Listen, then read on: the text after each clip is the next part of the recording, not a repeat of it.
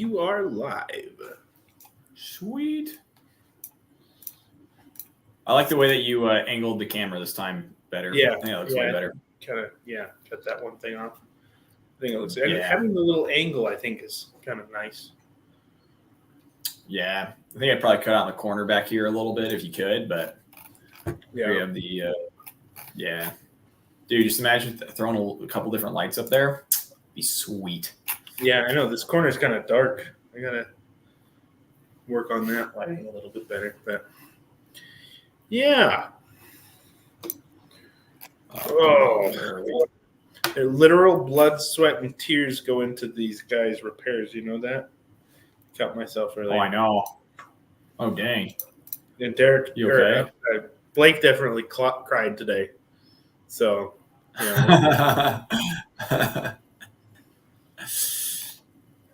we'll have to get him in to talk about HPA stuff at some point because he's learned a lot with HPA stuff recently.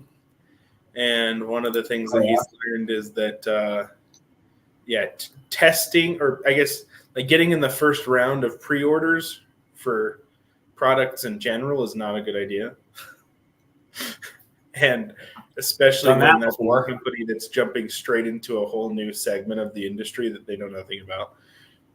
So, dude, you know the last thing I bought that way? The last thing I bought on release was the 1 second. I'm trying to do 2 minutes. There we go. That's where I want to send it. Maybe. We'll see. I might be posting this twice. Nope, we're good. It was the XL Burst. Do you remember those grenades, the Airsoft Innovations Burst XLs? Yeah, and they never worked right. I mean, they worked right a couple times, but they were never like great. You know, they were never. It was a cool idea, but I think it's a great idea. I think it's a really great idea, honestly, but it just didn't work the way it was supposed to. And that, I think, is probably my biggest frustration, is that they were. It was a really it was a really good response to something like the Thunderbee, where you're still rupturing something. Yeah, but it's not the same as They did that. They did a 22, didn't they? The Bang 22. Yeah. Yeah. Well, it wasn't a blank fire; it was a nail driver. Yeah. Which I thought, so you get they're more readily available, which I thought was awesome. Yeah, I really would love to see them. Would love to see them do that again, or someone to. Well, I guess there are other. Well, there's the Royal Arms. The way that they did it, their whole timing mechanism was a grease that the plunger fought through, and then as soon as you got it dirty or anything and had to clean it, that grease was just gone. Ruined. Yeah. Yeah, I remember Nico had one of those, and he got it super dirty playing at the island, and then tried to clean it. And then next thing he knew, every time he pulled a pin on it, it would go off in his hand, and he burned his hand real bad one time. Whoa, that's insane. Yeah. What I still want to get one of these days, and we're dealers for them, is the Royal Arms ones. So they're single use, but in their impact, not timer. So they're going to be a lot more reliable, and they technically have a spoon as well. Now it's not quite this traditional spoon-driven setup, but I think it looks. I think it has a safety, basically. Yeah, that's kind of what it seems like. So something like that, I think, would be pretty sweet. They're kind of pricey though, if I remember. I want to say they were like $200, if I remember correctly, for a one-time use. No, it was off the nail drivers. Oh, so you just replaced the dry? Okay, you replaced the powder charge. Yeah.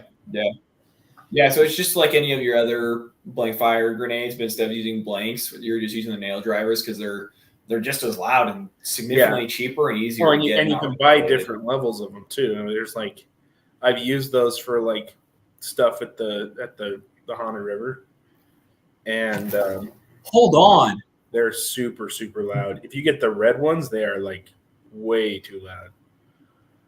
Yeah, I think they may have released their multi-base. Oh, that's cool. If they have, we should. We won't be getting these in. These ones are only for law enforcement. Hey, I know a cop.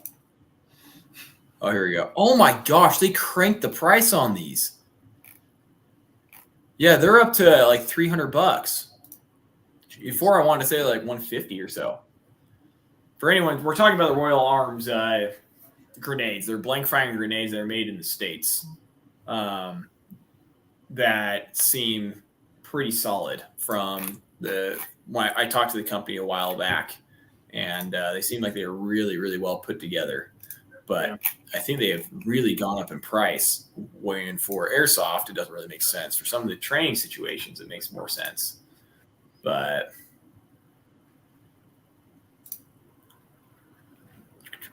yeah, I'm trying to pull their website up right now and see if they still have the same thing. But they have added a significant amount of products. And so it's taking a while to find the airsoft version of these. And I don't know if I'll be able to. But anyway, kind of cool. So we got, dude, there is so much going on in the community right now. It's super exciting. What do we have going on this week, dude? So well, I guess we can start with tomorrow. Tomorrow, we have our second man versus man shooting competition. We're giving away a replica, which is pretty cool. And by giving away, I mean like you have to be good. You have to win. So the winner gets a replica. We're going to give away some other stuff too. Some swag, of course. Got to give away swag. But yeah, the replica we're giving away is a pretty nice little pistol. So that'll be fun. So, I mean, that right there justifies paying $15 to come and try to shoot. A, it's going to be fun. It's worth the $15 anyway. And B, you could win a pistol. And that's the thing is, like, I think a lot of people underestimate their ability, especially, like, if you've played airsoft for a while and are really familiar with that intuitive shooting. That's one thing, like, just shooting around this week in the range, I've learned, like, yeah, there's a time to get sucked into your sights and really watch your sight picture and everything.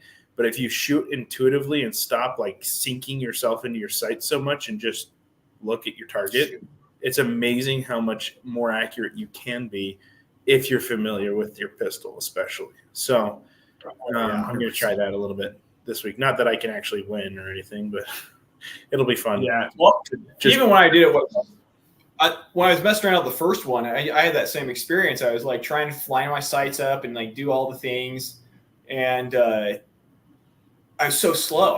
It was so tough to hit anything, and then I literally just like went, and I probably doubled or tripled my speed. It might be a little bit of exaggeration, but not much. I mean, you remember how quickly I was working through stuff, and so yeah, I think a lot of people either way overestimate or way underestimate. I don't think any of us estimate correctly for how we're doing yet. So,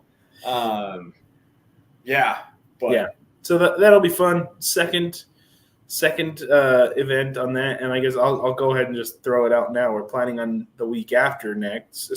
Next week. So the week after next Wednesday, basically, we're going to do a carbine competition. So you can bring out your carbine length or rifle length replicas and use those rather than pistols. So, I imagine we'll probably see some guys do like pistol conversion kits. There's a bunch of those stocks out there guys have used. I know my brother's got one of those. He's probably that's interesting. Yeah. So still using the gas blowback pistol system, but in a carbine kit. And then I don't know if there's many gas blowback rifles floating around here that might show up. It would be kind of cool. I'd love to see that. I think you're right. I think you're right. I don't think we'll see very many, but I would love to see that. I think that'd be really cool. But yeah, lots of AEGs. I'm sure we'll have plenty of AEGs. I mean, that's the thing. That's the nice thing about doing a carbine competition is that everybody has an AEG pretty much. So pretty much, yeah.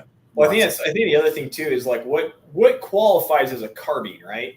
And what are our requirements for this? I think our requirements for this are going to be pretty broad, just like we are with the pistols right now.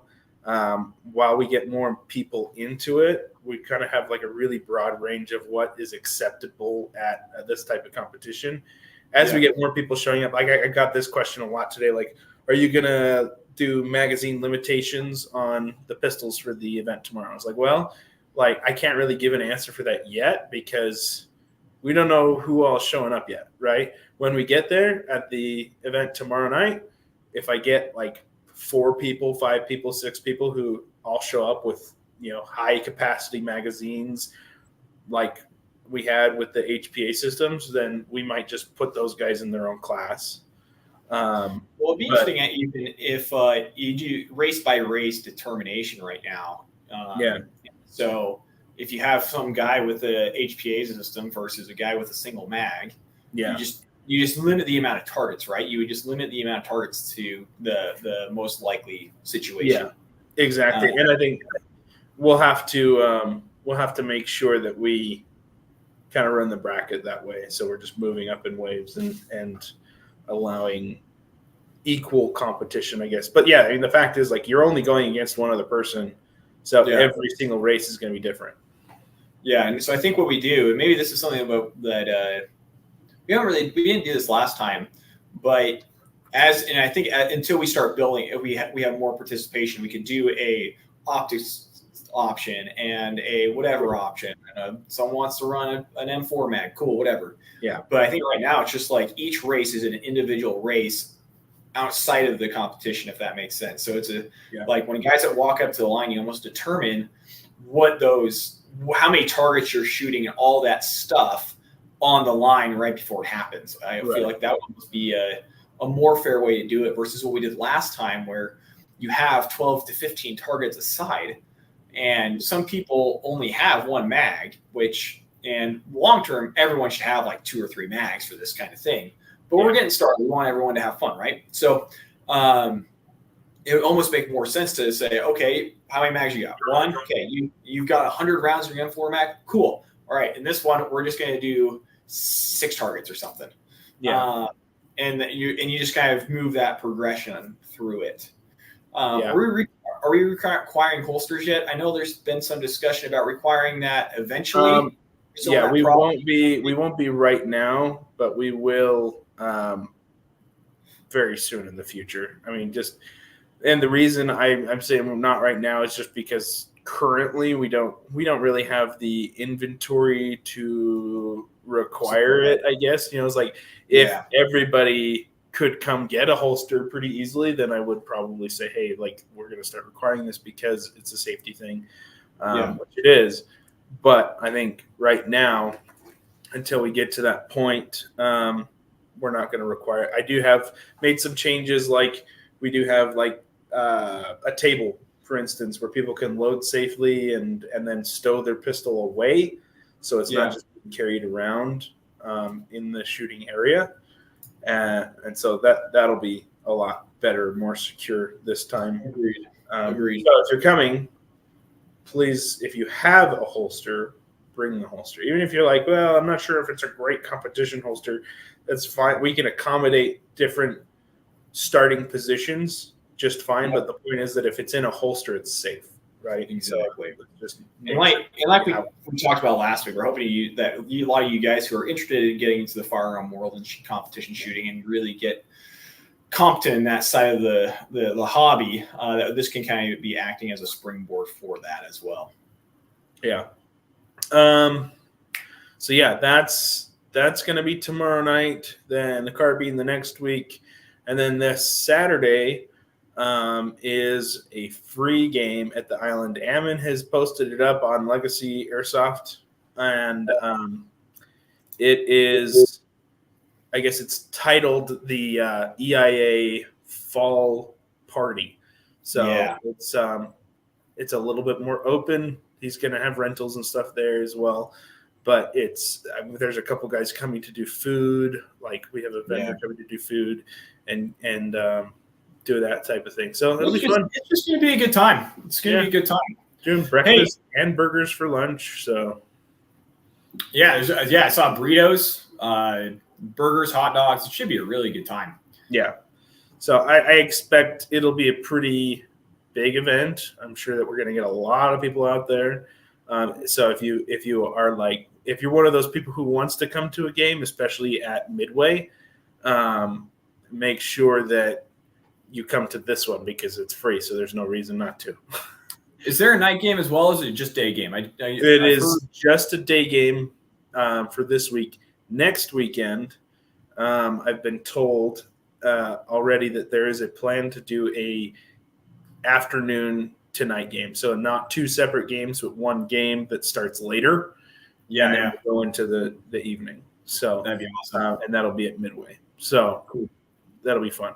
And if you haven't played night games in general, come play night games. If you haven't played night games at Midway, come play night games at Midway because it is an awesome field for night games. I really need to get out there. I'm hoping, I say this every time, but this weekend I think is free as of now. Yeah, that's good. I just need to get my gun fixed because I don't have a functioning gun. How do I own a shop and not have a functioning gun? Don't ask me that. I have a couple you might be able to borrow. I just need to get a Dean's plug welded on, or not welded, but soldered on. It broke off when I was in Indiana. Man, if only you knew a couple guys who could do that for you. Yeah. The issue is our tech line is so long. Anyway, hey guys, if you are watching right now, if you can share this on your page or drop us a like so the algorithm gods like us.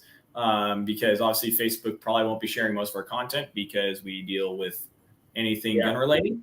If you guys can help share this so that more people find out about the hobby and we can grow the community so we have more games and more resources to do cool stuff, that'd be awesome.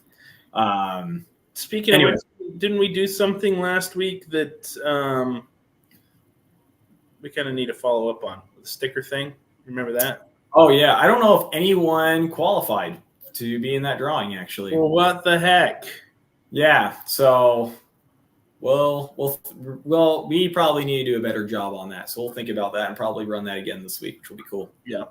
I have stickers and I want to give them away. So pay attention and do it. So we can give you free stickers. Okay. Cool. Well, should we dive into our next topic for the week? This is our big discussion. I'm missing some events. I'm just checking my calendar here. Oh, perfect. Yeah. The October 28th, the return to the forest. I got to mention that again. I got to show you this here real quick. This is pretty cool. So Isaiah Laura came over today. He's the one managing that event, and so we have this nice case in our shooting range area. Check this out. Look what he did here. Maybe that'll focus. It's kind of bright, but what? Look at that. We got a cool Halloween display going. That's awesome. What kind of? Because that's the giveaway stuff for that game, right? Yeah, that's all giveaway stuff. So there's a red dot, there's a sticker pack, tracer BBs. It's giving away a couple of these foam melee weapons. Oh, nice. A chest rig, a flashlight with batteries. HK VP9 half blowback pistol, which is awesome. A Thunder Bee setup, some more BBs. We're giving away some BBs and shirts and stickers and stuff like that. So, man, that is probably the best giveaway package I've seen so far. That's several $100s worth of stuff that's going to be given away at that game to people who buy some raffle tickets. So buy raffle tickets. We've got the poster up here at the shop with the links on it to be able to do that. So coming to the shop, you can buy tickets right here at the shop through that link. So it is definitely something worth getting into for like I want to say it was like $1 or $2 a ticket, and the price goes down the more you buy. So it's like an insane deal. TJ says, "Get closer, get closer." Here, I'll plug my computer. Show it all off a little bit more. Look at all that wonderful merch, and he did. It's such a cool display. So you did a good job. Yeah, it looks like you got some Thunder Bees, a Lancer in there. Yeah, a whole AEG. Man, that's awesome. Yeah. So we'll probably keep this case in here for that type of stuff and use it to display and highlight our giveaways.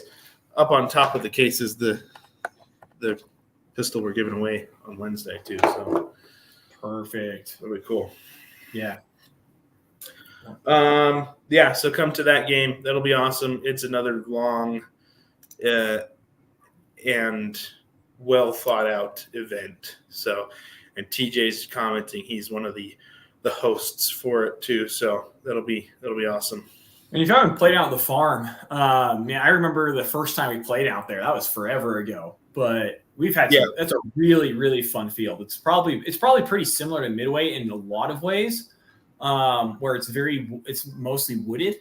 But it's going to play so differently at the same time because any wooded field you go to plays so differently yet so similarly. So that's going to be a super, super fun game. Yeah. Julio he was asking, I think, about if you're talking about this guy. No, that's not a new optic. So for those who are not familiar with me, I like to collect and replicate, I guess, clone, like semi-movie accurate stuff. So all the replicas I have on the wall in this room are actually meant to replicate certain things from different movies or just different time periods and stuff like that. So that's an M16A2 with an aim point clone optic on it. That's TJ had a good idea of posting pictures of it, which would be kind of cool we should feature some of those builds on the page because you've put a lot of work into some of these. That's actually not a bad idea. I should. I have photos of all of them. I just gotta post them up. So maybe I'll do just do a little like a weekly thing. I'll pick a day and just post up ideas about each of them or my thoughts and what I put into them. Yeah, because there's some really cool stuff that you've built over the years. And obviously, we can't handle them on live stream due to YouTube rules because we're streaming on YouTube, Facebook, and Twitter/X right now. So we can't handle guns on the live stream, unfortunately. But you've got some really cool builds that you've done over the years. Yeah. Yep. We'll definitely do that sometime. So anyway, moving on from events. That's all we have lined up so far for events. So make sure you're keeping track of the calendar on our website. And if you're in EIA, follow EIA and keep track of the events on there. Also, Legacy Airsoft events and rentals. He has a new page, so make sure you're following that page so you can get his updates. Yeah. I've been pushing a lot of people that way this week. We get so many requests. Like people will call us or send us messages and ask us about rentals all the time. And I'm just like, man, I got out of the rental game at the wrong time. But it's been really good for Ammon to have that and to be able to push that more. And he's going to do a better job than we will as well. So I think it's great. Yeah. No, he's been awesome. He's been awesome with that, and it's a great value, great opportunity to get friends into it too. So and he does private events. We started doing like big private events and like getting like 20 or so people out, just exposing them to airsoft and just getting them into it. So it's been awesome. He's doing a good job. So and TJ, their page. I believe you guys, is it a page or a group? I'm not sure, but their organization that is running the event for the game on the 28th is Angry Unit 1. So Angry Unit 1 Airsoft. If you go take a look at their page on Facebook and follow, do whatever you can to help them to keep track of their events. Because I'm sure, especially if all goes well on October 28th, they're going to have a lot more events as well. So that'll be. Hey, TJ, if you're still watching, can you send me a link to your page? I am searching for it right now, and I'm not finding it on Facebook. If you send that over, I will do a post for you to our audience on Facebook and, all the places. Yeah, because I'm not finding it anywhere on Airsoft or on Facebook right now. So if you can send that info over, I will Angry Unit Events. Let's try that. But if you want to just send me a message with that, I will get that posted in all the places. All the places. Every single place. So, there's it for events. What do we have next? Shooting competition we talked about quite a bit already, but just for those who weren't on earlier, we've got our next shooting competition, pistol competition tomorrow night at 7:30. We're going to keep the shop open at 7 o'clock. So if you show up like at 7 o'clock, then that works out fine for us. We'll just get you over and get you signed up and registered and everything, get you in the bracket. So show up when we would normally be closing. We're just staying open late basically, but be here before 7:30 to register for the actual competition part. And then next week, we're going to be doing the carbine competition. So anything that's a rifle with a stock pretty much, or it doesn't have to be a rifle. It could be a pistol with a stock on it. Yeah. Anything with the stock, I think, is probably the qualifying thing for carbine for this one. I think so. Oh, I should get that M1 Garand running and use that for the carbine competition. Dude, that would be kind of fun. That would be kind of fun. And a reminder, guys, as well, if you can take a second to like this post and possibly share it as well, that helps us a ton to get more reach, to get more people into the hobby, because that's what we're all here for, right? More people to have a good time with them in the field. So liking, comments, and all that kind of stuff helps us a ton. And so if you guys can continue to do that, that would be awesome. Should we jump into Airsoft in winter? Airsoft in winter. So it's been getting really cold. Especially this week. Holy cow. I think the high over the last 3 days has been like in the 50s, which is crazy. But it is October. It's like October came in and just slapped us all in the face with cold weather. So, and the other thing too, I was talking to somebody earlier, the forecast, basically long-term forecast, is that this winter is going to be like hopefully more mellow, not as much snow as we got last year, but it's going to be a lot longer. So, like, you're saying it's probably going to start early. I'm like, I grew up in a household with a witch. Like, my mom would literally tell you she's a witch, and she keeps track of, like, natural phenomena to, like, be able to predict stuff. And so when I was a kid, she taught me, the old Indian trick about fireweed.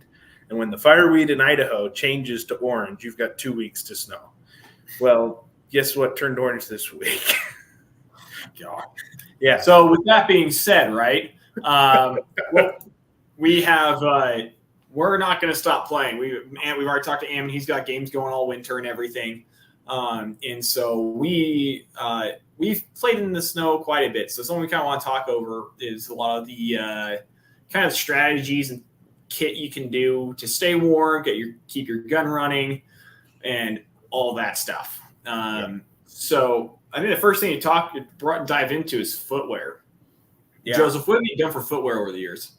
So, of course, there's always going to be a few at every event that just don't plan well, and they do just fine wearing sneakers or whatever. A lot of us are just like used to the cold. You can run and play, and that's the nice thing about where we have to play now is it's easy access and it's easy to get into like a warm area if you need to, right? Like you can always go sit in your car or whatever and warm up your toesies if you need to. But like even if you're wearing not good footwear, make sure you're wearing like good socks. Wool socks have saved my butt so many times because even if your feet get wet, if you've got good wool socks on, you're gonna be okay, right? Yeah. I would always recommend like a minimum of something that is at least like an ankle boot with some Gore-Tex or some type of waterproof capability for winter play.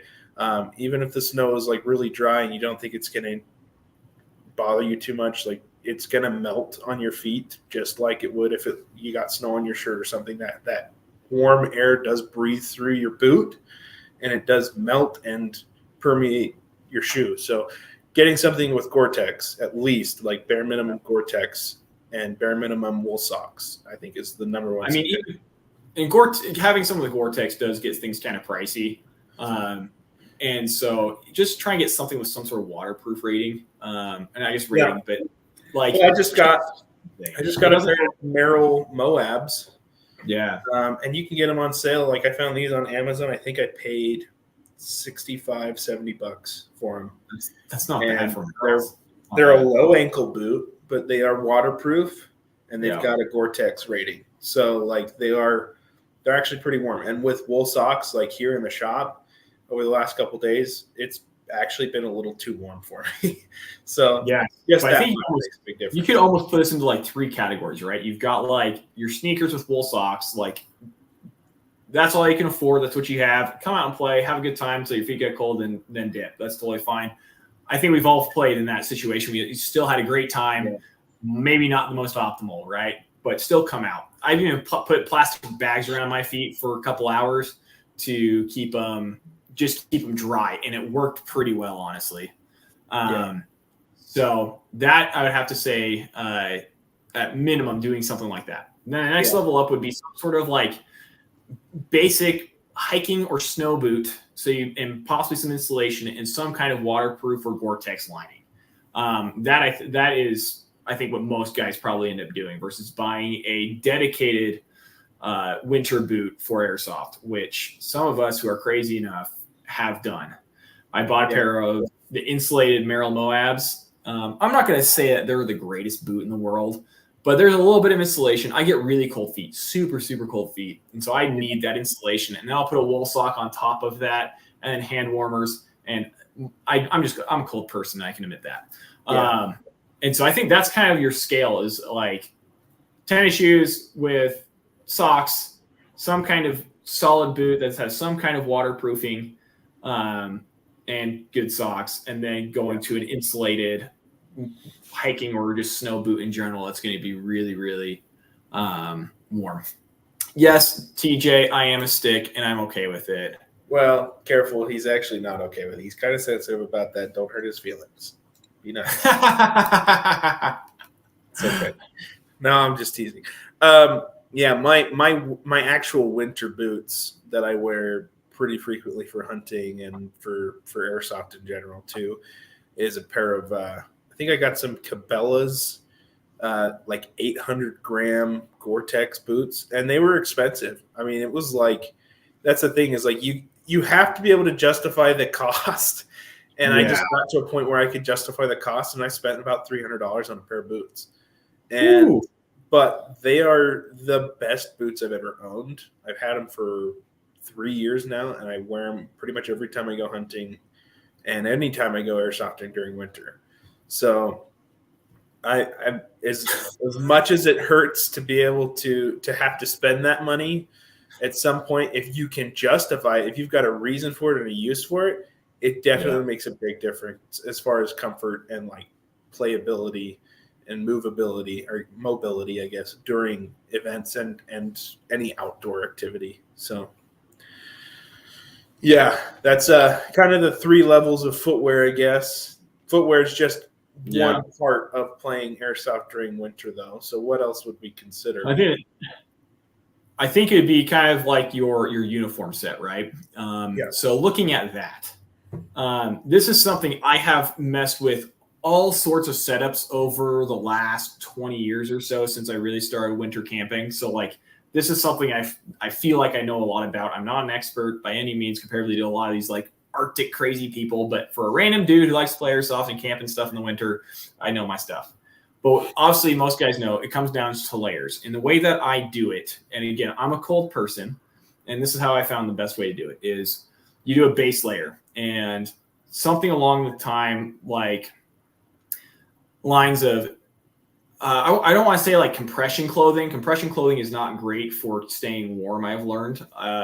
When I was a teenager, like the compression Under Armour stuff, there's like, this is the warmest stuff ever. It's not. They don't do it anymore for that reason. There's better stuff out there. So do some kind of loose fitting, moisture wicking material. So I usually do like I'll start with like a dry fit style t-shirt and that kind of like underwear kind of thing. I'll usually wear some kind of like compression short or something. And then a lightweight sweat pant or running tight or something. And then over that, I'll put like a really thick sweat pant and like a light sweatshirt or like a quarter zip with like the waffle tops. And then I'll throw on my outer layer pants. So if that's going to be a snow pant, which I don't usually do because they're kind of loud and cumbersome, but do so like a hiking pant, something that's not like it's okay getting wet. So you're not looking at like jeans aren't great. If that's what you got, run them. Like we would love to see you out there in jeans, but getting some kind of like synthetic hiking pant, or if you can afford some kind of insulated hiking pant, Walmart Wrangler outdoor pants, they have a fleece lined as well as a non-fleece lined hiking pant that are awesome. Unless you're at midway, then they'll get torn up, I've heard.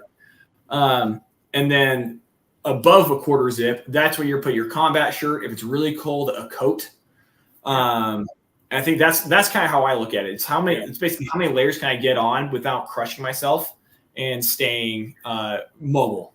So, and that you bring up a really good point. Like as far as the materials that you're wearing, a lot of people I feel like during wintertime have this misconception that their pants need to be waterproof and their jacket needs to be waterproof, right?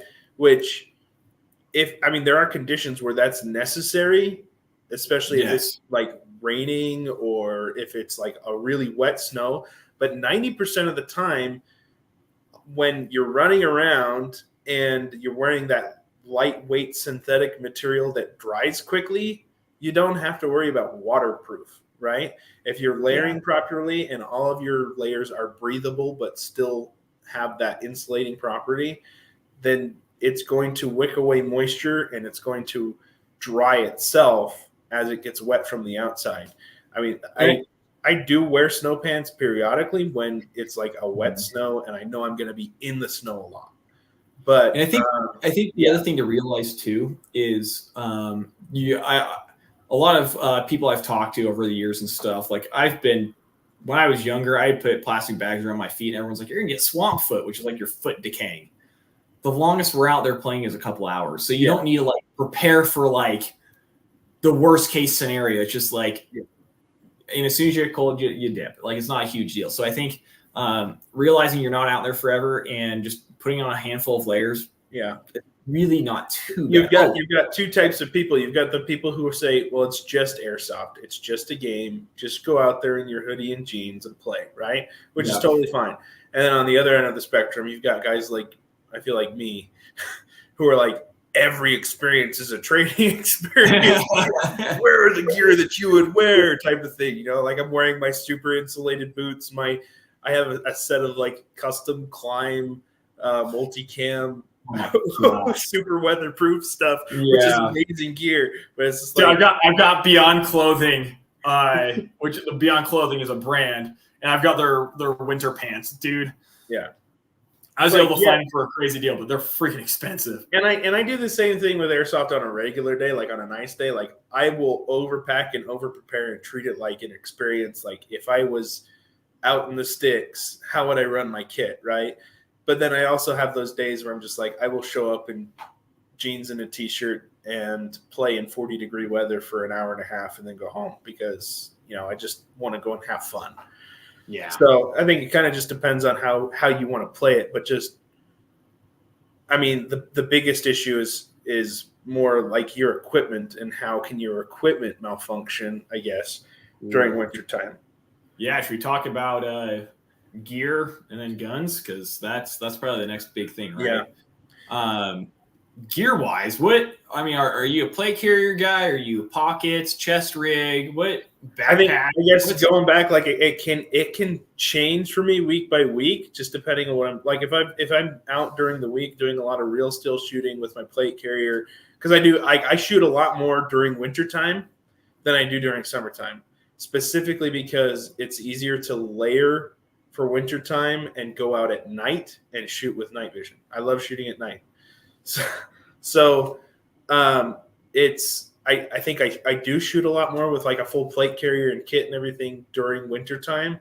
But if it's a particularly cold day and I am running like thick layers and an actual winter coat, that's when I switch to like a chest rig. I like that looser fitting, easier access chest rig setup than running the full plate carrier that's tighter fitting and more restrictive. I like to be able to take it on and off as I need to a little bit easier, even during games sometimes. So, well, and the other thing too is like you think about how personalized a plate carrier setup is from a sizing standpoint, right? That's really, really tough when you start putting on 14 layers. especially if you run some kind of quick detach system like the First Spear tubes or something similar.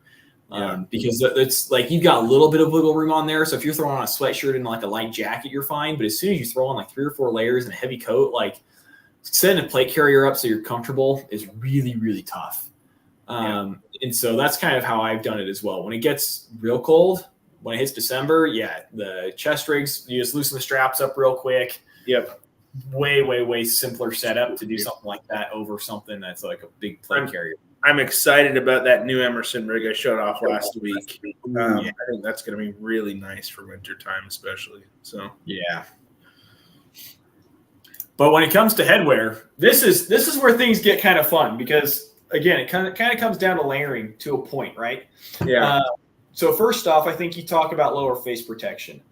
That I don't think really changes a whole lot. When it comes to lower face protection, you've got, obviously we've talked about the different options, mouth guards, like a metal mesh, a balaclava. So a handful of different options. The one thing I would consider for winter though, is for fogging. And so you're going to fog a lot worse in the winter. And so if you're using a balaclava or something really tight fitting without a really good ventilation system, it makes it really easy to fog. And so during the winter, I would lean more towards either just running a mouth guard, which I don't love, or running one of the metal mesh masks because you get so much ventilation out in the front. Eyewear for me, in conjunction with that, doesn't really change. I usually run. I may not run like a gasket on my eye pro if I don't have to. If the field doesn't require it, I may not run that so you get more ventilation behind there. What do you usually do, Joseph, for eye pro? I typically run just a mouth guard with a balaclava anyway. So that's not going to change much for me. What I've found I really, really like as far as like face wear, Condor actually makes, and maybe as we get further into winter, I'll show these off. I'll bring one in sometime. But Condor makes a hybrid insulated balaclava that's really nice. Like the lower half is a fleece gaiter, so it's set tight on your neck, so it keeps you warm. But then it has a really, really fine synthetic stretchable balaclava material that you can pull up over your face, and it just kind of keeps that bite off of your face. And it breathes pretty well too, so the fogging isn't as much of an issue. So it's kind of opposite of like I'll wear a balaclava with my helmet even sometimes just because it helps wick away a lot of that sweat, and it helps me cool off in hot weather. But this is kind of like more insulated, and then it has that top half that's a really thin sheer material that helps cover your face and keep the bite off of you, but doesn't completely obstruct your breathing and everything. So, I think when it comes to hat / helmet / whatever you wear on the top, I'm a huge fan of helmets. One, because it gives a good place to mount a GoPro. That's the main reason in the winter. But also I like to protect my head. And so what I'll do is wear a skull cap almost. It's not even like a beanie. It's like a really tight fitting fleece cap. That'll fit just underneath my helmet. I'll need to change the adjust like my settings a little bit on my helmet to get that to fit. But that really captures that heat in there. Then you throw your helmet on top and it just kind of snugs everything down. And so that has kept me really warm. Well, and I think a lot of people may think that, well, wouldn't you want to wear like a different style of hat for winter? Like I'll wear like insulated caps and stuff and just use those every once in a while. But especially if you have a full helmet set up with ear protection and everything, ear shots hurt so much worse during wintertime. And if you've got good ear protection that can take an impact, then they do a lot to save your ears from getting hit and just keeping you warm in general. You lose a lot of heat on your ears. So keeping them covered during wintertime helps a lot. Yeah, so I feel like in winter where it's just like the games are a little bit slower and stuff, you really don't need a helmet, ear pro, and all that stuff, but it keeps you warm. It's really effective from that standpoint. And that's an interesting note, though. Like you said, games get longer. Like that's one thing to consider. Like games literally get longer during wintertime. Like a team deathmatch that we'll normally play at Midway right now, like 15 to 20 minutes, becomes 30 to 45 during wintertime, just because you need more time to move. But man, it's fun. I remember playing out at the abandoned house. For anyone who's been around that long, I remember playing winter games out in the abandoned house in Iona, and man, those were some fun games. I think I still got some footage actually. I wrote my GoPro on like the front of my gun too. Yeah, I think I've got. If I can find it, I'll have to post it up on the page. It'd be kind of fun to kind of showcase some of that. That's early time though. That's gonna be one more thing before we move on too. Does cold affect performance and functionality of your replica? Yes. Yeah. So I'll dive into this, I guess. I think the biggest thing that's going to be affected are there's probably two big things, right, Joseph? Three. Now I think about it. Three big things. One is your battery. Batteries do not like cold. And so lithium ions, so like example, like most people here run Titans, those work really well in the cold. They still are not optimal for cold. They don't like operating it, but they're probably the best battery currently on the market for cold. Then you have lipos, and lipos again, they don't really. I remember playing and going through so many lipos during the day because I think we probably all went like I'm thinking back to that abandoned house game. I probably went through 4 batteries that day, and I usually go through 1, maybe 2 back then. Yeah. And then like nickel metal hydrides, you're not making it very long. Like we're talking like 10, 15 minutes with the nickel metal hydrides. They're rough. Yeah. And so you got your battery. The next thing would just be like your general gearbox seals and the lube, like the lube and all that stuff. Obviously, the stuff that we use does a pretty good job. Yeah. But it's still, when it's really, really cold, it struggles comparably to what it does in the summer. Yeah. And then the last thing, which is probably the biggest thing, is going to be your bucking. Buckings do not like the cold. Yeah. Most buckings, at least. The only exception that I'm aware of, and Joseph, please correct me, is the G&G green bucking. Is there anything else that you can think of? There are a number of cold weather specific buckings. In fact, like here in the shop, we tend to carry a lot of cold weather specific buckings, and we sell them all year long just because what most people in the world might consider cold weather is just kind of normal for Idaho. So, like generally, if it drops below 50 degrees, you're probably going to have issues with the standard bucking. So changing that out to something like the G&G green is a good option. Even G&G greens can have issues during winter. They're not really bad, but like when it's really cold, G&G actually made a specific blue cold weather bucking that is a slightly softer silicone material that does even a little bit better during wintertime.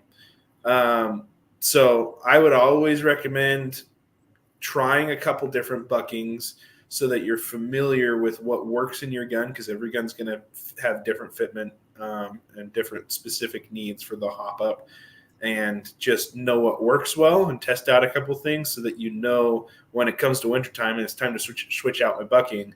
A, how do I do that? Come into the shop and we can show you. It's pretty easy. And B, what product do I need to have in stock and available so I can switch pretty easily. Maple Leaf makes a lot of really good cold weather options. So we've been carrying those a lot. Dylan, to answer your question, a bucking, and we should have described this at the beginning, so thank you for asking.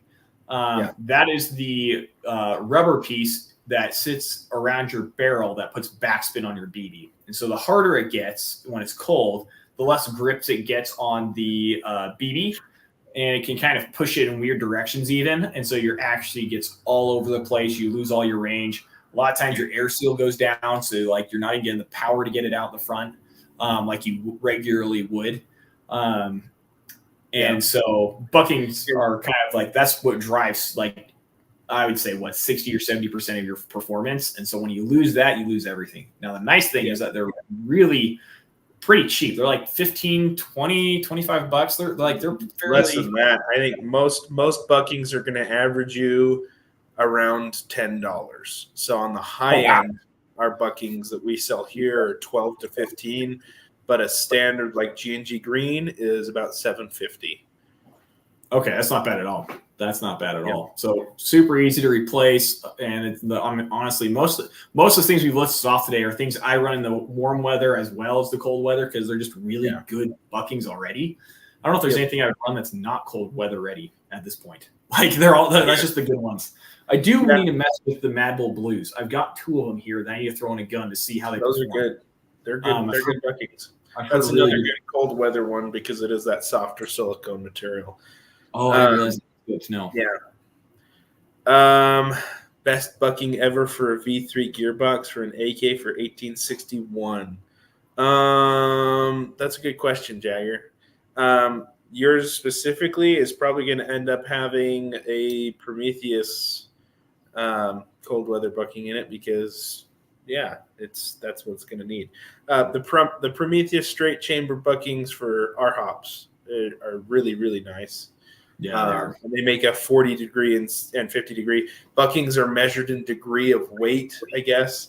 And so just depending on what weight BB and what FPS your gun's shooting at, you're going to have to adjust that weight of the bucking. So if my airsoft gun is typically shooting at 400 FPS during the summertime, and I'm using 0.28s or 0.3 BBs, I might use a 60 degree bucking, right? Or maybe even a 70 degree bucking during wintertime. That's another simple fix. If you don't find a cold weather specific bucking that you like, you can just go down in degrees, right? So you can go to a 40 or 50 degree bucking that's going to be a little softer and more pliable so that the BBs will catch and spin easier and feed easier. So, yeah.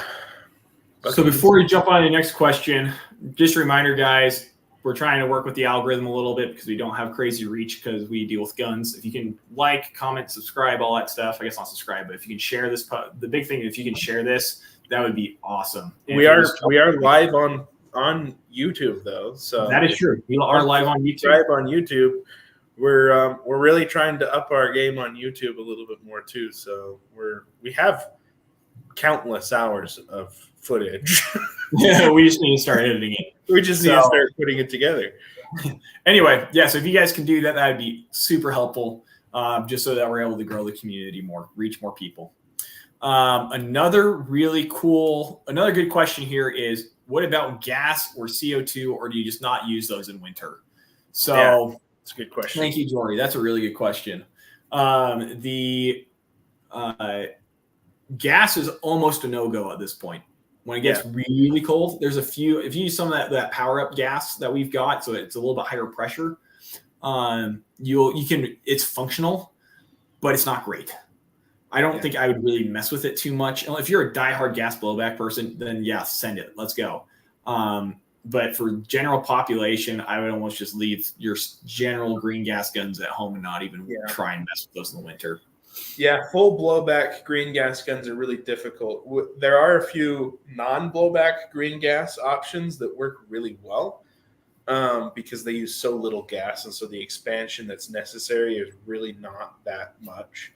CO2 full blowback systems can even have a really hard time during winter time. You go from getting, like 3 or 4 mags out of one CO2 full blowback magazine to maybe half of one. And so that can be a really big pain. But the half blowback, I've used a half blowback MMP now for a couple of years through winter, and they are really, really specific, or they're really, really good at handling the cold weather. Again, you're not going to get as much out of the single magazine, like as many full loads, but it's going to actually perform and it's going to cycle properly. And they're pretty foolproof for the most part, the half blowback systems. So we carry those in stock regularly. So those are a great option for wintertime. And then again, CO2 non-blowback.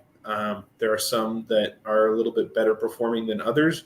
We actually just got another one in, the HK 45 non-blowback CO2 uses fans, and those are great. They use a really nice, easy to adjust hop up system, like a good top dead center hop-up system is what we call it, where the adjustment screw is right above the BB, and it's just a simple, tiny little turn can make a huge difference in your accuracy. And a lot of the half blowback systems and non-blowback systems use that specific hop-up, so they're really, really nice during wintertime. That's actually a good point. I usually stay away from those, but winter, those are the go-to pistols. Yeah. But don't want to skip over people's things, but Jacob Lazarski, he's a buddy of mine from Wisconsin. Correct me if I'm wrong. I don't remember exactly, but I know it's somewhere over there. He's like, hey, just run an HPA adapter.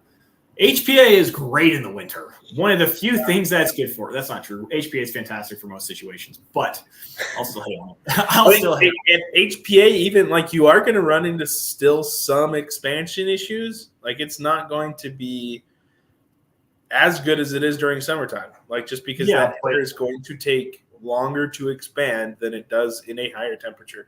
But HPA is definitely significantly better.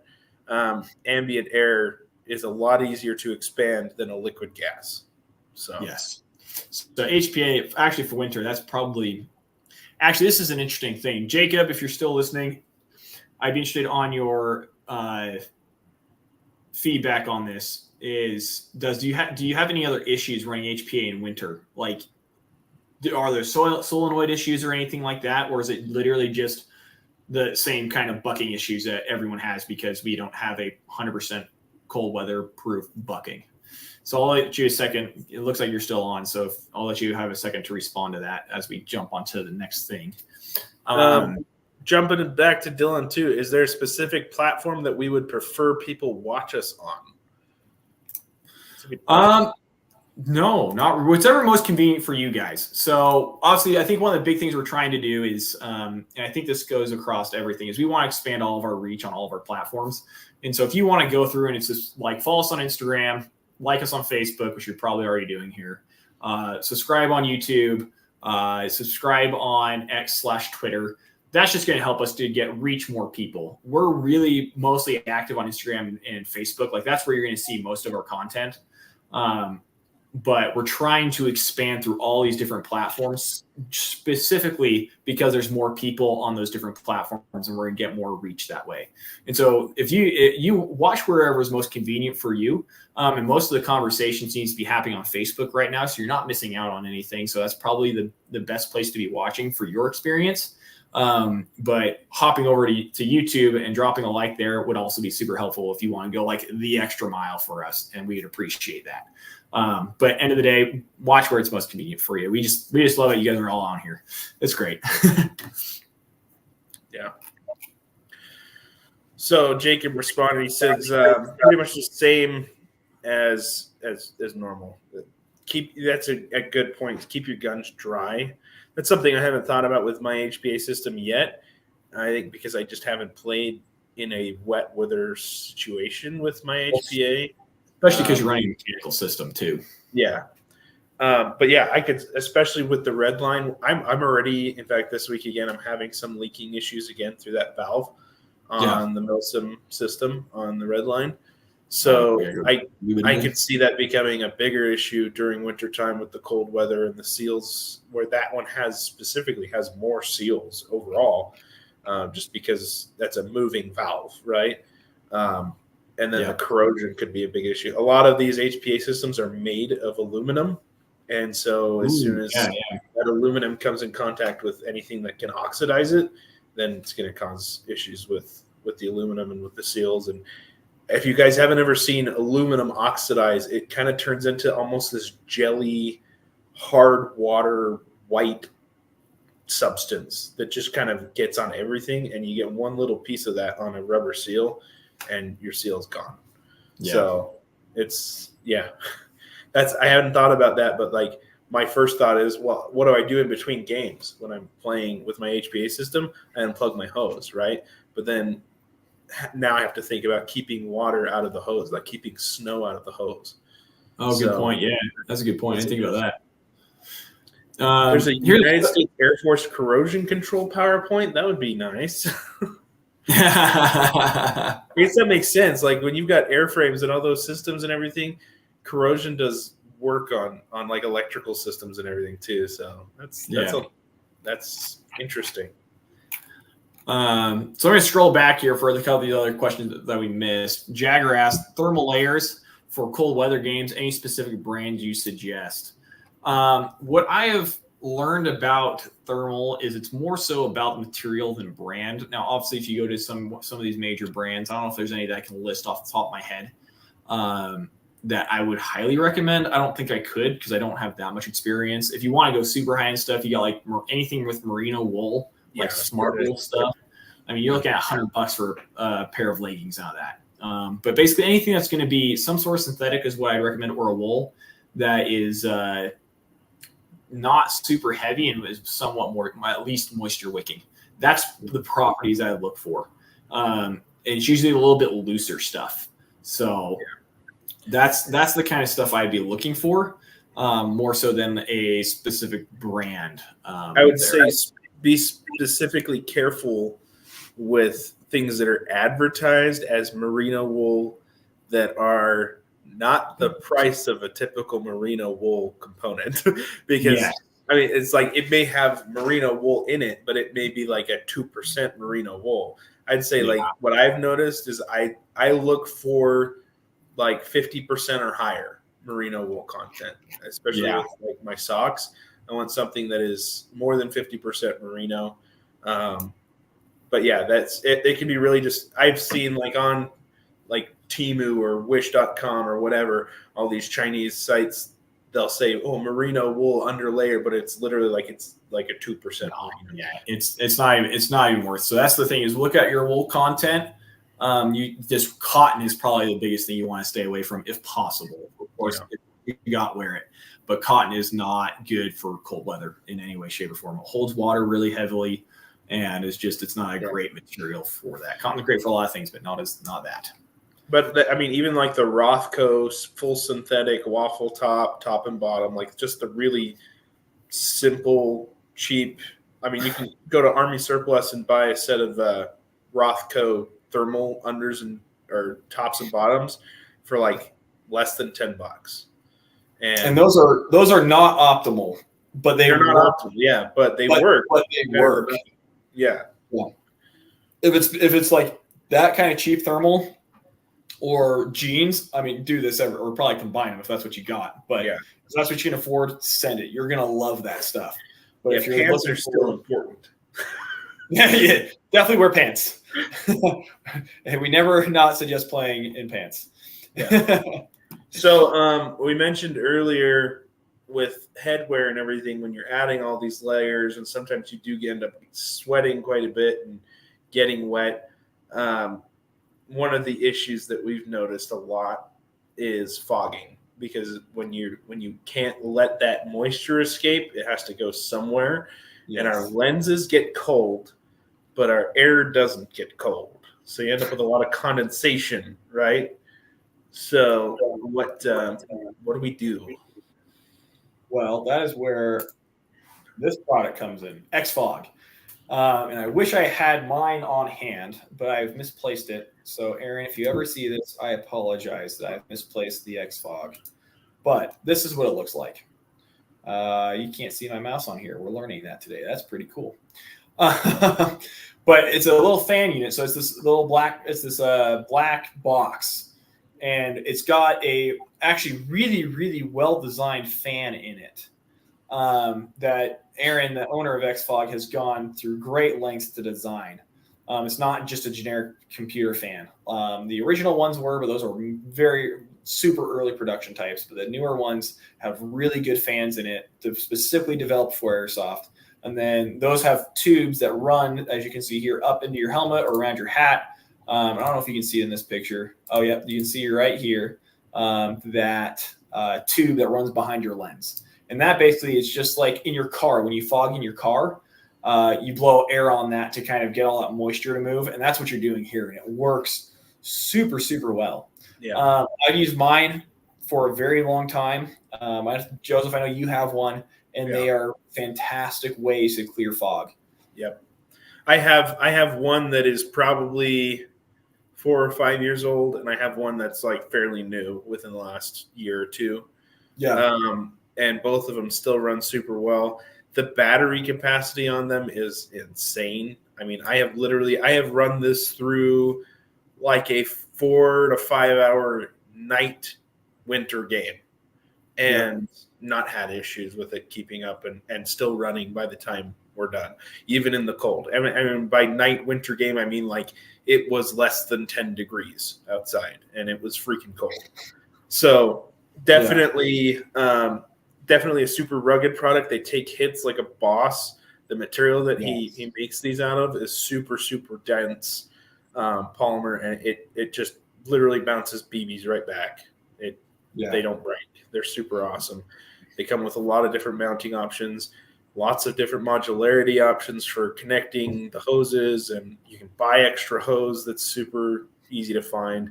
I just ordered from their site. I just ordered some of the magnetic system attachments, so I'm excited to try that. I actually have a gasket kit for these glasses specifically. These are safety prescription lenses, and so I'm going to be attaching those to that gasket kit so that I can use those throughout the winter this year. So I'm excited. It'll be pretty cool to try that. Still a little mad about that whole thing, but we had an idea for a similar type of attachment. Like it had to have been like a year and a half, almost 2 years ago. At least, yeah. And we started talking about it, and we like kind of put a couple things together and talked about it a lot, but never jumped on it and did it. And congratulations! But now they're here. You beat us to it. Good job. Yeah, now they're here, and we're just grateful to have a good product. So, awesome. Oh, here we go. Trevor Hansen's got a really good one. Here we go. I like wicking underlayers, then a long sleeve and pants plus Gore-Tex overpants. That's a good idea. An overpants a good idea. An overshirt for less than 0 multiplication, something. Zero anything. degrees, yeah. Oh, that's what that is. 0 degrees. Anything over 25. I just run the thermals and long sleeve with pants with a hoodie since my gear layers and running keep me fairly warm. X-Fog is the champ, 100%. Big rep. Mine's taken 3 hits and just doesn't care. Helmet connection is easy too. Yeah, that's a really good way of I didn't even think about the Gore-Tex overpants that are out there. That's a really, really good option of doing like a good waterproof hard shell that's not insulated, but just a shell. And doing that for top and or bottom is a really good option because it'll give you that extra layer of water protection. Also, guys, I know I've asked this before, but we got a bunch more people on. If you can like and comment, it really helps us for reaching more people so we can get more people into the hobby. So if you can share the stream and things like that, that'd be awesome. And that's if you're on Facebook or YouTube, Instagram. I guess we're not streaming on Instagram, but anywhere there, that would be absolutely awesome. Anyway, thank you.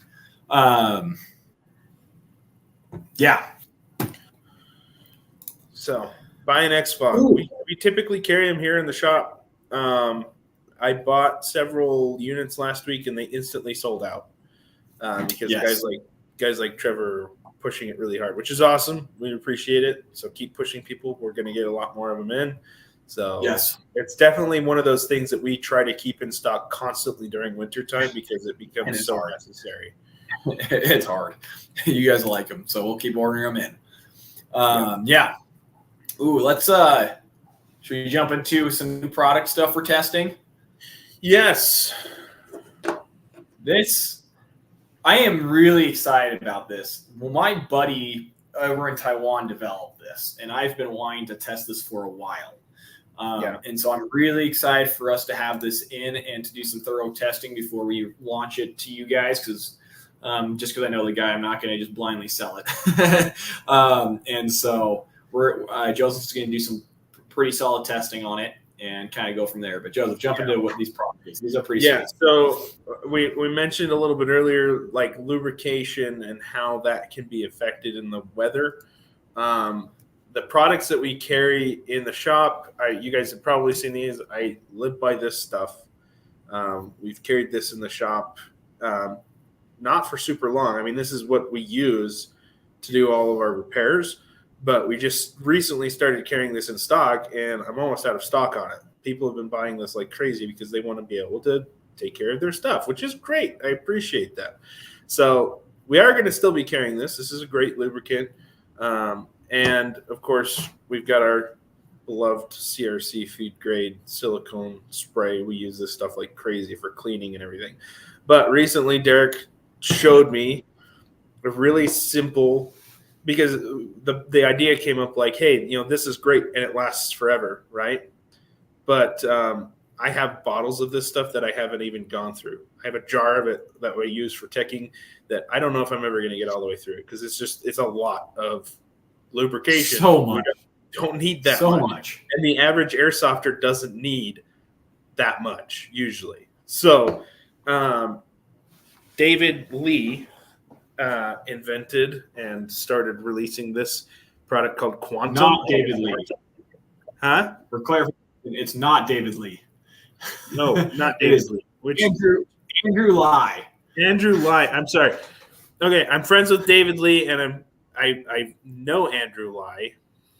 Names are two very different people. Okay. Both great people. Very different people. David Lee is a camera guy. He's a totally different industry, but also an airsofter, and he's a super cool also guy too. A very big airsoft. Yeah. Andrew Lai. Sorry, Andrew. He's with Quad. I know Airsoft. too many Andrews and too many Davids. That's the problem. It's true. We got Andrew mixed up with like two others earlier. Let's jump into do you say it Quantum? Is that how you say it? Quantum, yes. So Quantum, this is the heat-resistant gear grease. So this is something that you would use to lubricate, a couple gearboxes worth of gears, right? So if you need just that much, then that's a perfect little application. It has a nice screw-on cap, so you can reuse it and store it easily. This is the airtight sealing oil. So this is going to be more for, It's for sealing gas mags. Yeah, so gas mags, I would say like piston heads, cylinder heads, and gearboxes. That would work really well for keeping those. Yeah, for keeping those seals as tight as possible. Yeah. And then this is called Speed. It says Ultimate Trigger Lubricant. So this is like a very thin, probably bearing and axle oil, basically, is what I would call that. So, potentially for the piston rails as well? Yeah, I tend to grease those a little bit more because there's so much movement, and to have a grease there to kind of help that glide is a little bit better. But this could be really, really nice for we've started carrying some speed triggers here in the shop that use a really, really light spring. And they're super, super nice for HPA setups. A lot of guys have them installed in their HPA setups. And that's what this is for oiling the axles on a speed trigger. So that'll be really cool. Made in Taiwan. Taiwan makes good stuff.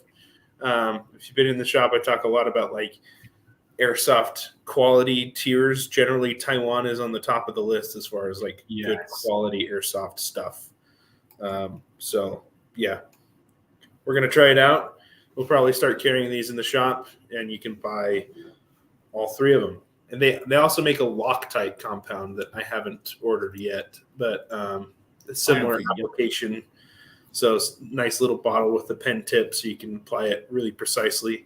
So we may get that stuff as well. But so we'll test that out and let you guys know how it is. We will, if we like what we see and we think it's a value, we'll start carrying it for you guys. But we don't want to just start carrying it without putting it through the thorough testing. So we'll keep you guys updated on that when we probably know in a few weeks is my guess to see how it does. Yep, it'll be fun testing. Some of you may end up with your repairs with this new lubricant in it. So, and of course, if anything happens because we're testing lube and it doesn't work, we'll cover it.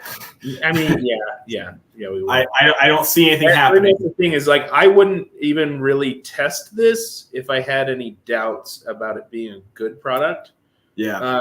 That being said, I will do my due diligence to like read the information on it and make sure that we're using it properly. So yeah. Cool. I think, should we just go over all the stuff coming up over the next month or so and call it a night? Yep. So we got our shooting competition tomorrow. Don't miss that. Yeah, come out to that. It's $15 to enter, but you have a chance of winning, a nice pistol out of it. Yeah. Plus experience and fun and all that. So do it. Next week, carbine competition. So that'll be rifles, anything with a stock, bring it out. And that'll be equally as fun. This weekend, free game at Midway at 9 a.m. is a check-in. There will be someone doing food as well for that. So that'll be yummy.